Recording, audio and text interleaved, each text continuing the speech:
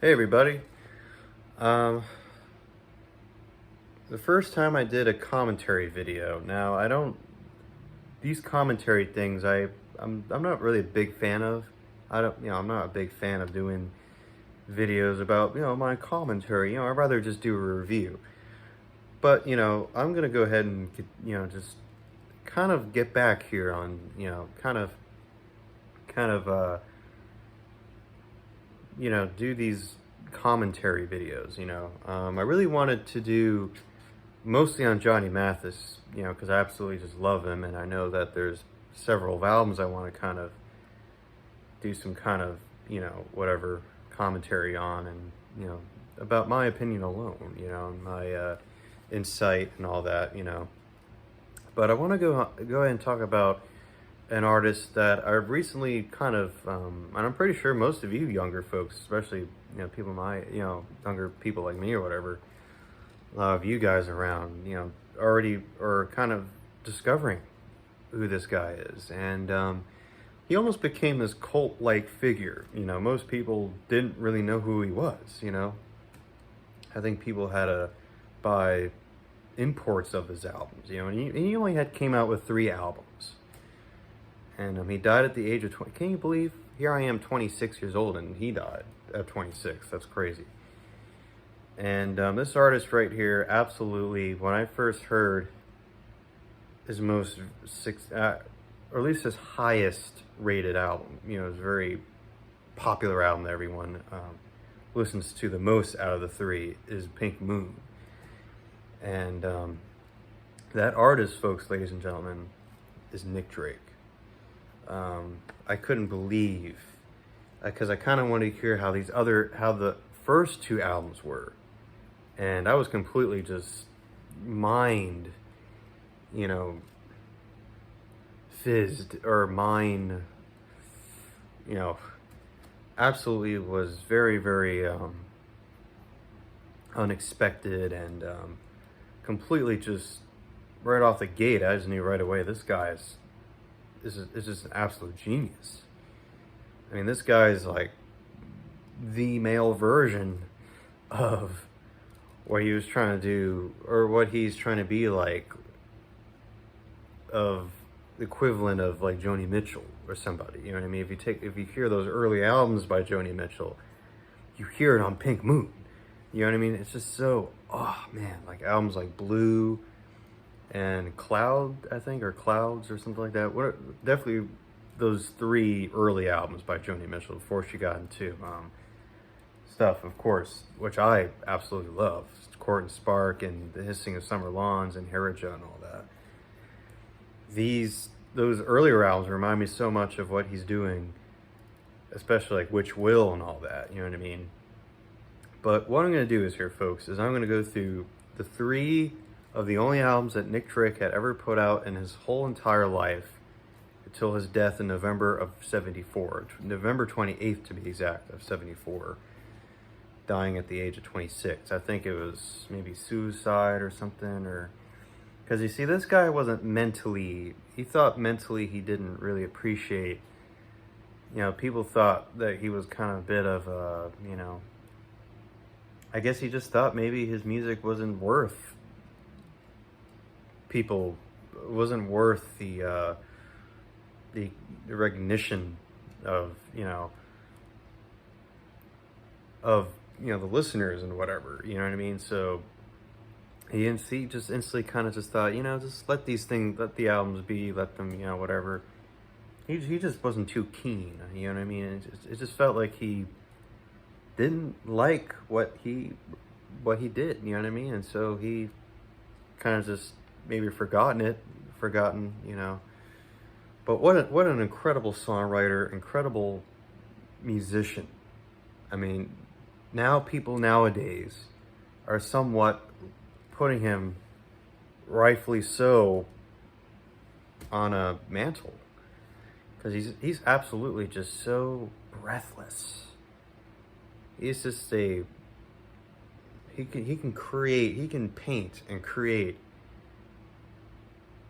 this a work of art on a canvas. So with his vocals, he just has that vocal, you know, that is so well somebody, for example, like Joni Mitchell, you know. And so you know, even though he, you know, that, you know, he wasn't so much of a success as Joni back in the day, but now we know how much he really is right now, you know, or even back a few decades ago, whatever, you know, where people were like, oh wow, who's this Nick Drake guy, you know. But now people can instantly have him right there with Joni Mitchell, you know. So now people can easily compare to, I mean, how it was when he came around back then, you know. But so I want to go ahead and do these commentary things again, bring this whole commentary thing back and do the first three. Now these are going to be a thing that I'm going to be doing, you know, sporadically or whatever, you know, when I get a chance to. But the first one I'm going to do happens to be the first album by him, and it's 5 Leaves Left. To me, when I first heard this album, you know, because the first album I listened to fully was Pink Moon. I thought, oh, okay, you know, it just really had a whole home. It just felt so earthly. At first, or the very, you know, the last album he put out, you know, while he was around, and it was so. Because compared to listen to this and Brighter Later, there's just not a whole lot of sentiment to it. You know what I mean? It just felt like it wasn't like whole. It felt so in its own realm. Pink Moon, you know what I mean? Pink Moon had a different world going, had a different thing going compared to Brighter Later or this album here that I'm going to be mentioning about here, talking about 5 Leaves Left. And it's just, oh man, just the vocals that come out of his, on that Pink Moon, just felt like he believed everything. He believed every little. It's like, oh, I get it. I know what he's saying here. I know what he's trying to paint on this canvas here. You know, I understand the things that he's saying. You know, it just felt so lively because it was just him and a guitar and possibly piano, like, you know, Pink Moon, the title track, and just the title of the album or whatever. And it just felt like it was in its own.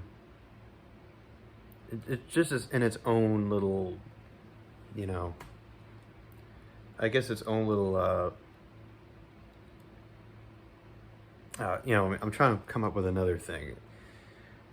This is whole nother realm, a whole nother thing going, you know, than these first two albums.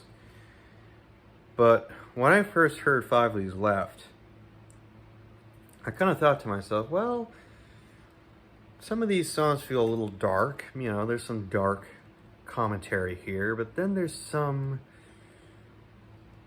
of it I'm just not maybe too big on, you know what I mean? But almost all these songs are absolutely gorgeous and just so genius.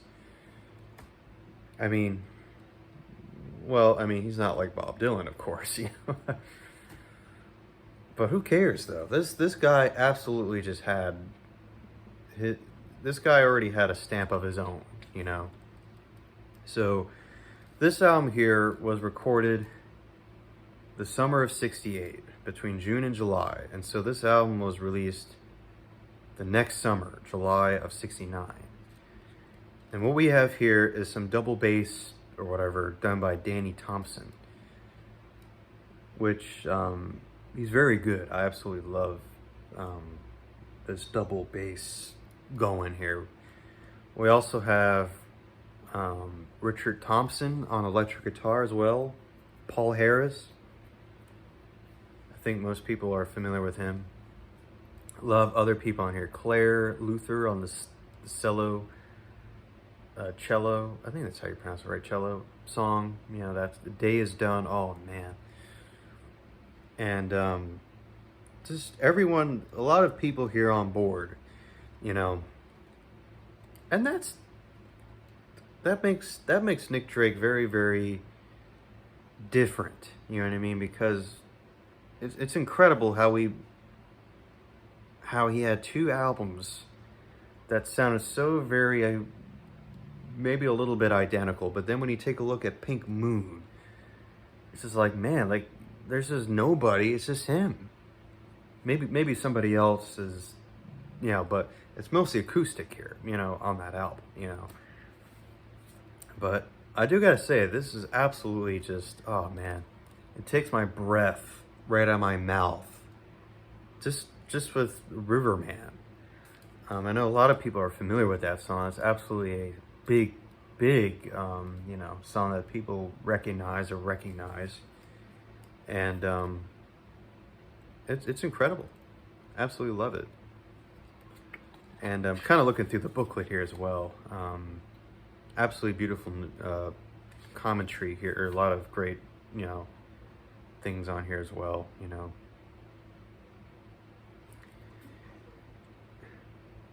He says here that he bought a guitar for 13 pounds, $13, His parents were horrified by the expense and started writing songs, remarkably sad ones. Many appear on his first album, Five Leaves Left. So yeah, there's a lot of depressing, kind of bit, a lot of dreariness, like a song on here,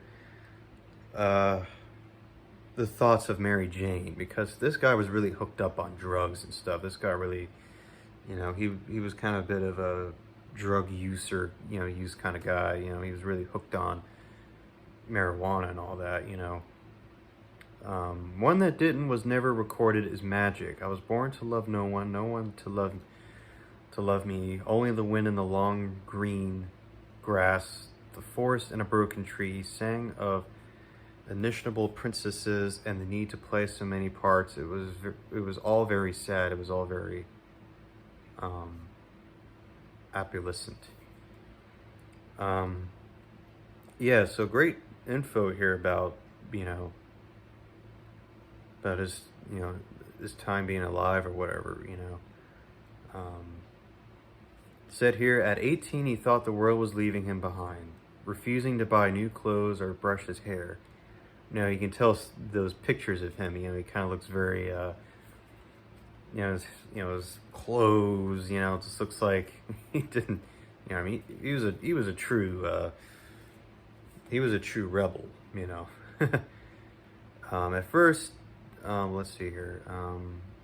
Its green pastures and Gothic colleges romanticize the long past, objectifying teenage nostalgia. At first, Nick loved it. Gave up athletics. Perhaps he read too much French poetry. He also looked like he very much loved listening to Randy Newman, Tim Buckley, and Van Morrison. It's very cool.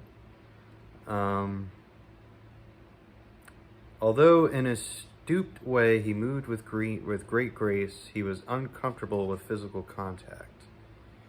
When he would come to the door, you'd be so delighted you'd want to hug him, recalls his friend Sheila Woods, but you never did. Yeah, just a lot of great, about his, yeah. And the producer here is Joe Boyd.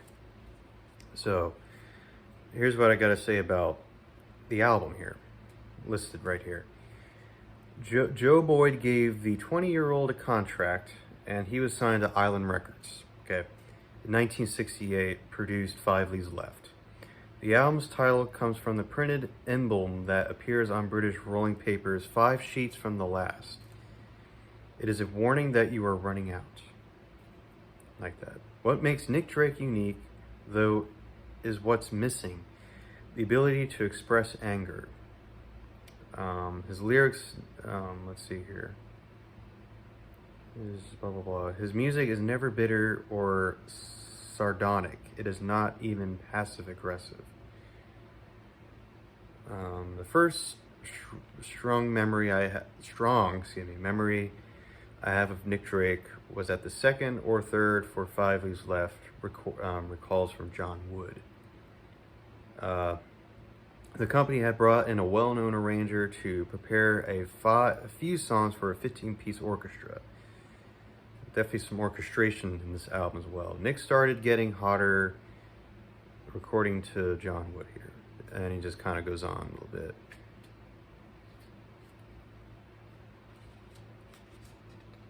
Yeah, so definitely, and there's definitely a lot of more articles, a lot of definitely great, absolutely fantastic, just read up on, just read up on him or whatever, So when he passed away here, it's November 25th, excuse me, sorry, I thought it was the 28th. It was, November 25th of 1974. Nick often slept late, but it was noon. And Molly Drake, which I believe was his sister or maybe his mom or whatever, went up to ask about breakfast. When she opened the door, she saw the Lupinphone records by the stereo.